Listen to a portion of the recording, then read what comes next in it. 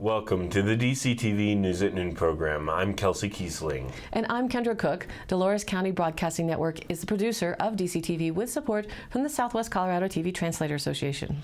If you have a news topic or event you'd like to see covered, give us a call. The studio number is 677-4119. Today's show runs Thursday at noon and is uploaded to our YouTube channel and our DCTV News at Noon Facebook page to watch on demand. Today is June 20th, 2019, and now the news at noon. According to the Cortez Journal, Colorado authorities say they are investigating a fistfight between adults over a teenage umpire's calls during a youth baseball game involving 7-year-olds. The video was shot by spectators. It shows men exchanging punches on the field. Lakewood Police spokesman John Romero said police want help identifying a man shown punching the side of another man's head, knocking him to the ground. Police posted the video Tuesday on Facebook. Romero says police went to the field near an elementary school on Saturday after reports of a fight at the game for 7-year-olds. Romero says the umpire, whose calls apparently angered some coaches and parents, is 13. He says 4 people involved have been cited for disorderly conduct. Several adults were injured, but none required treatment at a hospital. As reported in the Durango Herald, more than 1,500 homes and businesses in the Animas Valley were without electricity on Wednesday, but power had been restored by 4 p.m. Indiana Reed La Plata Electric Association spokeswoman said 1,500 members began experiencing outages about 3 p.m. She blamed the outage on foliage growth. The generous moisture that has encouraged foliage growth this spring today impacted the equipment of LPEA, Reed wrote in a prepared statement. Crews were dispatched, and by 3:45 p.m. power had been restored to about 1,000 members. By 4 p.m., an additional 500 members in Dalton Ranch had their power back on too. Members are also reminded to be aware of foliage interacting with electrical equipment, she wrote. Something as innocent as a new aspen tree branch interacting with the line can potentially cause circuits to open and cut power. Any member that notices branches growing into the power lines are asked to request tree trimming at 970-247-5786. In other electrifying news, Empire Electric will be holding their elections. Voters can still drop their ballots off until 5:30 p.m. today, Thursday, June 20th, at the Empire Electric main offices, 801 North Broadway in Cortez. If you did not receive a ballot or lost your ballot, you can pick one up between 4:30 and 5:30 at the Empire main office. An ID is required, and you must be an Empire Electric cooperative member to vote. 6 candidates have entered the race for 3 open seats on the Electric Cooperatives Board. Ballots will be tallied and results will be announced at the end of the June 20th annual meeting tonight, which begins at 5:30 and is open to the public. Elected candidates will begin serving their terms at the July 12th meeting. From the Cortez Journal, Cortez Republican Scott Tipton may have won re-election to the U.S. House less than a year ago, but Democrats have already started campaigning for his seat in the 2020 election. The Democratic Congressional Campaign Committee, the campaign arm of House Democrats, placed English and Spanish language ads on Facebook last week targeting constituents in Colorado's 3rd Congressional District, which spans the western half of the state from New Mexico to Wyoming. The ads pose a simple question: where's Tipton? Congressman Scott Tipton has spent nearly a decade in office looking out for his special interest donors while consistently failing to show up for hardworking Coloradans, DCCC spokesperson Brooke Gorin said in a news release. A cartoon of Tipton dressed in red and white stripes, like the titular character in the children's book series Where's Waldo, is featured in the ad. Once clicked, it redirects to a ticking clock on the DCCC webpage, counting the time it has been since Tipton's out-of-date website says he last held a public event for his constituents. The clock read 834 days on Wednesday. The problem with the ad is that Tipton has in fact held recent public events. Tipton held a roundtable about drug abuse January 25th in Grand Junction and a public meet and greet with Veterans Group April 24th in Alamosa, said Michael Fortney, a spokesman for Tipton's campaign. He also held a public forum April 25th at West Custer County Library in Westcliff, library staff confirmed. Tipton last came to Durango for a town hall in August 2017 after he toured the Gold King mine with Governor John Hickenlooper and Senators Cory Gardner and Michael Bennet. Reported by the Durango Herald, photo Jerry McBride. People living with depression, post-traumatic stress disorder, and chronic pain have a new option for treatment in Durango in the form of an old medication called ketamine. Dr. Dan Kaplan opened the Four Corners Ketamine Center in recent weeks inside his existing clinic, Colorado Addiction Treatment Services, and has already seen it provide relief to patients who have unsuccessfully tried many other options, such as oral medications, he said. His clinic is one of dozens across the country that have opened in recent years as research supporting the drug has been released. However, exactly how the drug works and its long-term effects are still being studied and are not well understood. For decades, ketamine has been approved as a safe anesthetic that doesn't depress the respiratory system as some other drugs will, Kaplan said. It works well as an anesthetic because it can disconnect the brain from the body and allow doctors to treat extremely painful conditions such as burns. Ketamine also has a reputation as an illegal party drug known as Special K, which can give the user hallucinations at high doses, he said. It is illegal to possess ketamine for recreational purposes. Over about the last 15 years, scientific evidence showing ketamine's effectiveness at treating depression and other conditions piqued Kaplan's interest and led him to open this new clinic. Ketamine is an attractive treatment because unlike conventional antidepressants such as Prozac, which can take weeks to take effect, ketamine can lift a patient's mood in hours, said Dr. Boris Heifetz, an assistant professor in the Department of Anesthesiology, Perioperative and Pain Medicine at the Stanford University School of Medicine. Insurance companies typically don't cover ketamine treatments for depression or PTSD because it was not originally approved for those treatments. At the Four Corners Ketamine Center, a 1-hour treatment session is $400, and 6 sessions recommended for depression are $2,400. Discounts are available for veterans and first responders. According to the Durango Herald, new research shows fatal falls have nearly tripled in older Americans in recent years, rising to more than 25,000 deaths yearly. The findings highlight the importance of fall prevention. A separate study bolsters evidence that programs focusing on improving muscle strength and balance can help achieve that goal. Both studies were published Tuesday in the Journal of the American Medical Association. Circumstances weren't included in the data, but traumatic brain injuries and hip fractures leading to steep health declines are among causes of death in older adults who fall. Deaths from falls may have increased because older people are living longer independently, and are living longer with chronic conditions, said Elizabeth Burns, a study co-author and health scientist at the U.S. Centers for Disease Control and Prevention's Injury Center. She noted that some medications also make older adults prone to falls. That includes prescription drugs affecting balance. Burns said research shows their use of certain psychiatric medications that can cause drowsiness and vision problems has increased substantially in recent years. The new analysis included 16 years of U.S. vital statistics data on adults aged 75. Fatal falls increased from 8,600 in 2000 to 25,190 in 2016. Separate CDC data show they climbed even higher in 2017 to almost 26,440 fatal falls in Americans aged 75 and older. And now let's take a look at the weather. Today, sunny with a high near 82 degrees. It'll be breezy with a southwest wind 10 to 15 miles an hour, increasing to 20 to 25 by the afternoon. And that warning is out for the winds gusting as high as 35 miles an hour, which could present hazardous fire conditions. Then tonight, partly cloudy with a low around 53 degrees and still breezy, with the southwest wind 20 to 25 miles an hour, decreasing to 10 to 15 after midnight, but winds could still gust as high as 35. Then Friday, we move into a 20% chance for showers and thunderstorms in the early morning, and then it'll become sunny with a high near 77 degrees. Again breezy with a south-southwest wind 5 to 10 miles an hour, increasing to 15 to 20 miles an hour in the afternoon, and still estimating potential 35 mile an hour gusts. Friday night, the rain chance increases to 40% for a chance of showers and thunderstorms mainly before midnight. Partly cloudy sky with a low around 44 degrees, and the word is still breezy with a shifted wind out of the northwest at 15 to 20 miles an hour, decreasing to 5 to 10 miles an hour after midnight. Friday night night gusts are expected to lessen to around 30 miles an hour.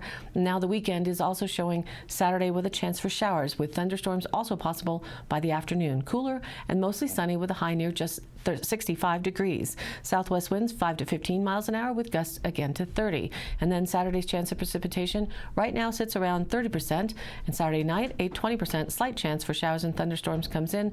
Overnight, mostly clear with a low around 39 degrees. But thankfully, Sunday is looking spectacular. All the rain potential should keep pollen and particles out of the air. It's looking to be sunny with a high near 67. Sunday night, mostly clear with a low around 42. And Monday, again sunny with a high near 75. Monday night, mostly clear with a low around 48. Tuesday, sunny with a high near 80 as we warm up again, and Tuesday night, mostly clear with a low around 51. And now, back to the news. From the Cortez Journal, as the November election draws nearer, the Montezuma Cortez School Board and staff are in talks about how to best present their proposed mill levy override to boost chances it passes this year. Staff members and directors hope that with proper messaging, the latest measure will pass. At a work session Tuesday night, board members focused on what to emphasize during their campaign, how they should get people to vote, and how to improve upon previous year's failed attempts at a property tax increases. The board decided in May to put the proposal on the ballot. The proposed property tax increase would raise about $2.6 million, according to Lori Hawkness, superintendent of the Montezuma Cortez School District RE1. In spreading the message, staff members and board members agreed they should hone in on the need to offer more competitive teacher salaries to help attract and retain high-quality teachers. From the Durango Herald, courtesy photo Dan Bender.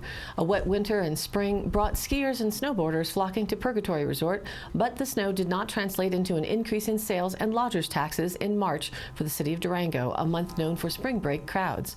Business Improvement District Executive Director Tim Walsworth said he had expected a, quote, banner month for sales tax collections in March because Purgatory had quality snow at a key tourist time, but recently released tax data told a different story.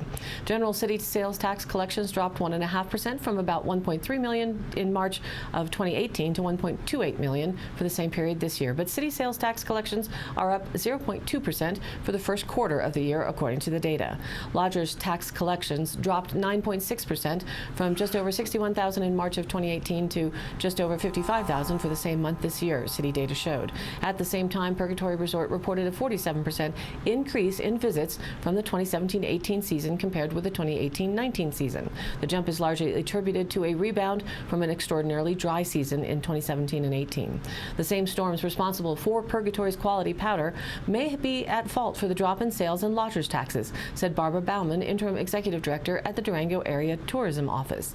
The National Weather Service issued 6 winter storm warnings or advisories for the San Juan Mountains in March, said Matthew Alexa, a meteorologist. It issued 32 for the region from October through May. The warnings and advisories are issued for significant snowfall, blowing snow, and hazardous conditions. Other visitors may not have come at all in March because Red Mountain Pass on U.S. Highway 550 was closed for more than 2 weeks after the excessive avalanches. From the Cortez Journal, summer vacation is well underway, and for some children that can mean a departure from healthy, consistent meals. But in Ignacio, several nonprofits work together to restart the free summer lunch program to serve meals to all children, regardless of income, Mondays through Thursdays at the Education, Literacy, Health, and Inspiration Community Center. Ignacio's high school seniors, Hannah Kundif and Shyla Dios, were hired to serve the meals through a Colorado Health Foundation grant and expect the program to meet a clear need in the community with only one small grocery store. We wanted basically to feed the community. There are a lot of little kids in the town that barely eat anything, said Dios, who was 17. Colorado Education Department data shows at Ignacio High School, 48.1% of the students qualify for free and reduced price lunches, and at Ignacio Middle School, 61.8% qualify. The relaunched summer lunch program expects to serve 25 to 50 children a day at the center, in addition to providing meals to students at the Ignacio Early Learning Program, in addition to providing meals to students at the Ignacio Early Learning Program, said Pam Wilhoit, coordinator at Pine River Shares, a nonprofit that works to improve health. Reported in the San Juan Record, the value of properties in San Juan County grew by more than $30 million in the past year. That according to figures recently released by the San Juan County Assessor, Greg Adams. In total, the value of properties in 2019 is $861,200,000 plus, and in 2018 the property value was $829,655,000 plus. The $31,552,208 increase represents a growth rate of 3.8%. There was explosive growth in property values in two specific areas of the county in the past year, including Bluff and the Spanish Valley area, just south of Moab. Growth totaled a remarkable 24.58% in a single year in and around the Spanish Valley area in northern San Juan County. The values increased from $45 million in 2018 to $56 million in 2019. Values in Bluff increased nearly as much, growing from $19.8 million in 2018 to $24.7 million in 2019. This represents a growth rate of 24.44% in just 1 year. Property values are measured in several categories, including centrally assessed properties valued by the state of Utah, locally assessed properties valued by San Juan County, and personal property. Centrally assessed properties include large industrial properties, including oil, gas, and mining. While there was overall growth, property values dropped in some categories, including a drop in the value of several centrally assessed properties in outlying areas of the county. With the valuations, local taxing entities can determine tax rates for the upcoming year. A number of entities, including local communities and the San Juan School District, are set to approve budgets in time for the new fiscal year, which begins on July 1st. The property values will not be finalized until after tax equalization hearings are held. From the Durango Herald, San Juan Health Partners Specialty Services, a division of the San Juan Regional Medical Center, will open Monday at 1485 Florida Road, Suite A103, to offer comprehensive cardiology and urology services. Dr. Rachel Cheney, who will accept new patients, has a special interest in non-invasive cardiology and prevention, as well as congenital heart disease. Cheney has more than 20 years of experience as a cardiologist and has been serving patients in southern Colorado since 2013, most recently at San Juan Regional Heart Center in Bayfield. With the move to the new clinic, the Bayfield location will close. Dr. Daniel Manas and Dr. Chris Taylor will provide a full range of personalized urology services and specialized procedures to patients at the clinic. San Juan Health Partners Specialty Services will be open from 8:30 a.m. to 5 p.m. Monday through Friday. To schedule an appointment, call 444-0260. And today's High Canyon Country happenings. June 20th, today at 5 p.m., the Cortez 3 Thursdays in Montezuma Park Downtown Market runs until 8 p.m. There's music, games, vendors, giveaways, and a lot of fun. Tonight is Chatham County Line playing music. It's free and open to the public. June 21st, Sit and Shotgun will be at the Billy Goat Saloon starting at 8 p.m. They say, quote, "This place was absolutely electric last time around, and we're very excited to be headed back. Can't wait to see some new faces along with everyone else," and that's in Bayfield. And June 21st, celebrate the summer solstice party at Fenceline Cider in Mancos, Colorado. Join us in celebrating the first day of summer on the longest day of the year. There's live music by Agave from 7 to 9 p.m. and food will be available from Sweetwater Gypsies Pizza outside from 5 to 8 p.m. And please check on our Facebook page for the latest pick and host schedule and shout outs. We need people to cook the beans. We need servers at the Cook Shack, volunteers on July 2nd to get the meat in the pit, and entries for the parade. And I'm probably missing something. Plan for a great weekend, not a weekend, it's Thursday, July 4th and Friday, July 5th at Weber Park for the 64th annual Dove Creek event. And all of these happenings are posted at our DCTV News at Noon Facebook page, along with the YouTube replays, the weather, original stories, and local posts. If you'd like to share your event or information, please contact us. It's dcbnnews@gmail.com if you want to email or call us at 970-677-4119. Thanks for tuning in. News at Noon airs at noon Monday through Thursday and then is available online on our YouTube channel and our DCTV News at Noon Facebook page on demand. Please sure to like us there on Facebook, and please join in on the news of our area, and of course, please share it with a friend. For Kendra Cook with DCTV and the News at Noon program out of Dove Creek, USA, I'm Kelsey Kiesling. Thanks for watching.